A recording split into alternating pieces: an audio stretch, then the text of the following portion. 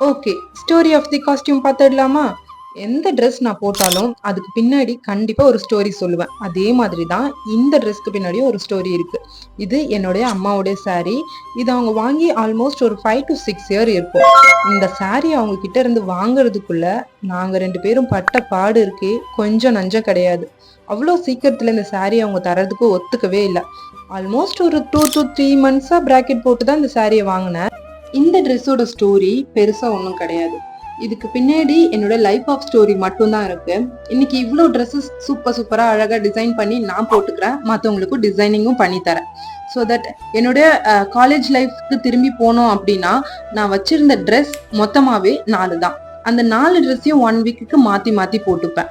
மத்தவங்க ட்ரெஸ்ஸிங் சென்ஸை பார்த்து ஏக்கமாவும் ஆசையாவும் பார்த்த காலமும் உண்டு. இன்னைக்கு என்னோட ட்ரெஸ்ஸிங் சென்ஸை பார்த்து மத்தவங்களும் ஏக்கமாவும் ஆசையாவும் பார்க்குற காலமும் வந்துருச்சு. நான் ஏதோ சும்மா பொழுதுபோக்குக்காக போன கிளாஸ் தான் இது. ஆனா என்னோட லைஃபையே இது வந்து திருப்பி போடும் அப்படின்னு நான் கொஞ்சம் கூட யோசிக்கல. இப்போ நான் போடுற ட்ரெஸ்ஸஸ் எல்லாம் வெளியில காசு கொடுத்து வாங்கினா கண்டிப்பா உங்களாலே கெஸ் பண்ண முடியும் இந்த ட்ரெஸ்ஸஸோடைய ரேட்ஸ்லாம் எந்த அளவுக்கு ஹெவியா போயிட்டு இருக்கு அப்படின்னு சொல்லிட்டு.